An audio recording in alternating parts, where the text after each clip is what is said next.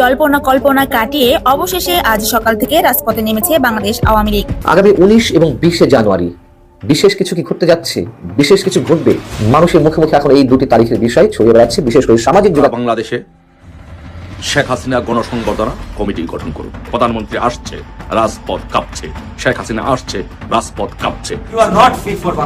এক ঘন্টার ভিতরে সমন্বয়ক কিংবা উপদেষ্টাদের পদত্যাগ করতে হবে। আপনারা না পদত্যাগ করে ফেলো, কারণ আপনারা প্রতিটা জায়গায় ব্যর্থ। নব্য দখলদারদের অস্তিত্ব থাকবে না। তো তারা যেভাবে কর্মসূচি ঘোষণা দিচ্ছে, ইউনূস সরকারের পতন কি তাহলে হয়ে যাবে? দর্শক, এই মাত্র পাওয়া তাজা খবর। ভিডিও শুরু দেখেই বুঝতে পেরেছেন যে ভিডিওটা কতটা গুরুত্বপূর্ণ হতে চলেছে।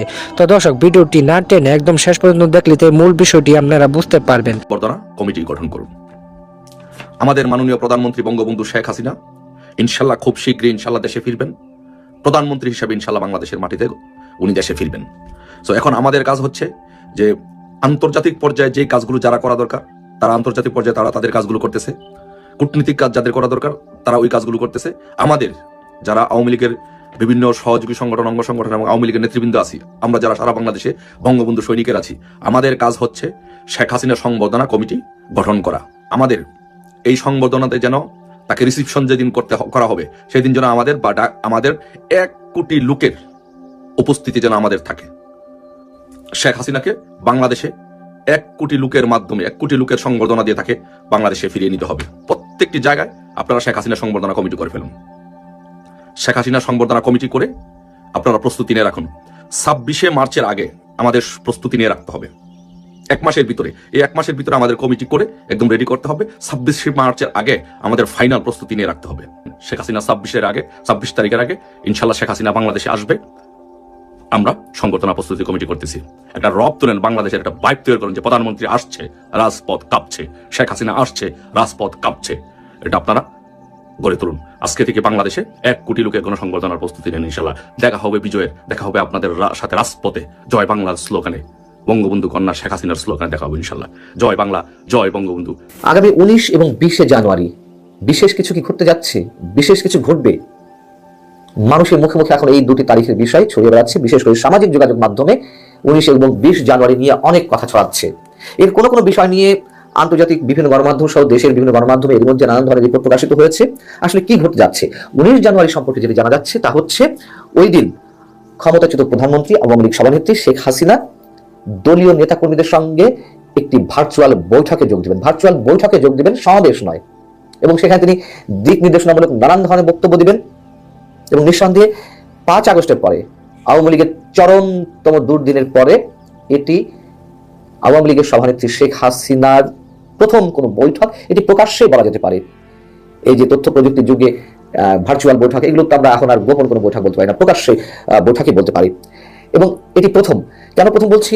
এর আগে শেখ হাসিনা যুক্তরাষ্ট্রে আওয়ামী লীগের সমাবেশে ভার্চুয়ালি যোগ দিয়েছেন, যুক্তরাজ্য শাখা আওয়ামী লীগের সমাবেশে ভার্চুয়ালি যোগ দিয়েছেন, কিন্তু দলীয় নেতাকর্মীদের সঙ্গে তিনি এইভাবে কোনো ধরনের বৈঠকের মাধ্যমে কথা বলেননি। সেদিক থেকে এই বৈঠকটি নিঃসন্দেহে অন্তত আওয়ামী লীগের নেতাকর্মীদের জন্য অনেক গুরুত্বপূর্ণ।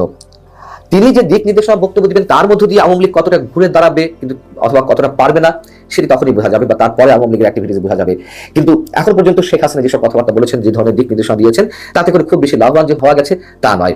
যদিও সাবেক তথ্য প্রতিমন্ত্রী মোহাম্মদ এ আরাফাত, যাকে আওয়ামী লীগের পতনের জন্য শেষ মুহূর্তে বিভিন্ন ধরনের কর্মকাণ্ডের জন্য এই ব্যক্তিকে দায়ী করা হয়, সেই মোহাম্মদ এ আরাফাত তিনি বিবিসির সঙ্গে একটি সাক্ষাৎকারে বলেছেন যে আওয়ামী লীগ আগামী 2-3 মাসের মধ্যে পূর্ণাঙ্গভাবে বাংলাদেশের রাজনীতিতে আবির্ভূত হবে। এই ধরনের বড় বড় বক্তব্য আমরা শুনে আসছি, কিন্তু পূর্ণাঙ্গভাবে ঘুরে দাঁড়ানোর জন্য বা সাংগঠনিকভাবে শক্ত ভিত্তির উপরে দাঁড়াতে তারা যে পারবে সে ধরনের লক্ষণ আমরা কোনো দেখিনি, অন্তত গত 5 মাসে তাদের কোনো ধরনের বক্তব্য, বিবৃতি বা কর্মকাণ্ডের মাধ্যমে। এর আগে একটি দিবস কেন্দ্র করে, শহীদ নূর হোসেন দিবস কেন্দ্র করে তাদের যে আওয়াজ, তাদের যে নানান ধরনের বক্তব্য, বিবৃতি, প্রচারণা, তার মধ্যে মনে হচ্ছে তারা কি না কি করে ফেলবে। আমরা বলেছিলাম যে কিছুই করতে পারবে না, কিছুই হবে না, এবং সেটি দেখা গেছে। তবে 5 আগস্টের পর খুদ আওয়ামী লীগের নেতাকর্মীরা যেমনটি মনে করেছেন যে আওয়ামী লীগ বোধহয় শেষ, আর কখনো ঘুরে দাঁড়াতে পারবে না, এই ধারণা যেমন ভুল হয়েছে, এমনকি শুধু আওয়ামী লীগের নেতাকর্মীরা নয়, সাধারণ মানুষদের অনেকেও এমনটাই বলার চেষ্টা করেছেন যে আওয়ামী লীগ আর সহজে ঘুরে দাঁড়াতে পারবে না। কিন্তু সেই অবস্থা পরিবর্তন হয়েছে, এই বাস্তবতা। আওয়ামী লীগ আস্তে আস্তে তাদের সাংগঠনিক তৎপরতা বৃদ্ধি করছে, তবে তাদের যে হাক ডাক সেই অনুপাতে কিছুই নয়। আওয়ামী লীগ ঘুরে দাঁড়াবে সেটি আমিও নিজেও বিশ্বাস করি। আওয়ামী লীগ, বিএনপির মতন যে রাজনৈতিক দলগুলো এই উপমহাদেশে রয়েছে, তাদের শেকড় একেবারে উপড়ে ফেলা সম্ভব নয়, বরং বারবার তারা ঘুরে দাঁড়ায়, বারবার তারা মানুষের কাছে মিথ্যে প্রতিশ্রুতি দিয়ে হোক আর সততার সঙ্গে যে কোনো প্রতিশ্রুতি দিয়ে হোক তারা আবার ফিরে আসে। এটাই বাস্তবতা। বিষয় হচ্ছে যে 19 তারিখে যে বৈঠক, সেই বৈঠকটি কেন, এর পিছনে আরেকটি উদ্দেশ্য রয়েছে। যারা জেলের বাইরে রয়েছেন, যারা সাংগঠনিক কর্মকাণ্ডে ভূমিকা রাখতে পারেন, তাদের উদ্দেশ্যেই বিশেষ করে মেসেজ দিতে যাচ্ছেন শেখ হাসিনা। আর জেলের ভিতরে তো অনেকেই রয়েছেন, আওয়ামী লীগের সভাপতি মণ্ডলীর সদস্য থেকে শুরু করে সম্পাদক মণ্ডলীর সদস্য, সাধারণ সম্পাদক, সাংগঠনিক সম্পাদকদের অনেকেই জেলে রয়েছেন, কারাগারে রয়েছেন, অধিকাংশ আবার পলাতক রয়েছেন।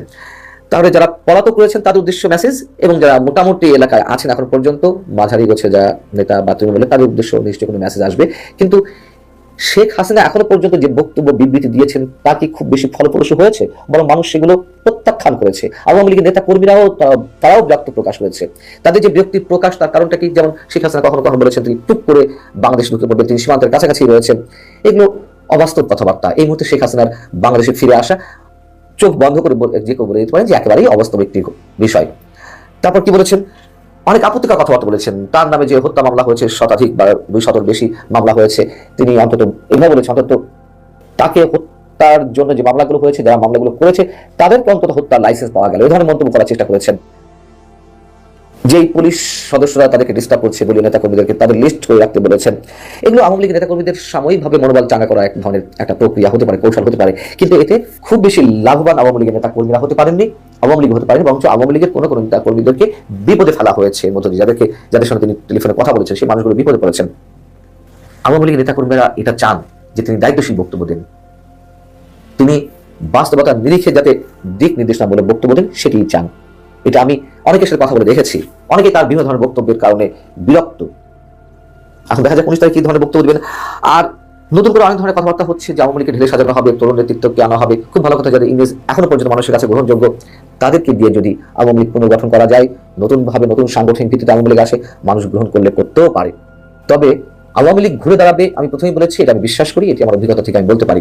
কিন্তু ক্ষমতায় আসবে আগামী 10-15 বছরের মধ্যে, অন্তত 10 বছরের মধ্যে, এমনটি কল্পনা করা মোটামুটি অবাস্তব, এটাও আমি বলবো। আর 20 জানুয়ারি সম্পর্কে জেনে যেগুলো সামাজিক যোগাযোগ মাধ্যমে নানান ধরনের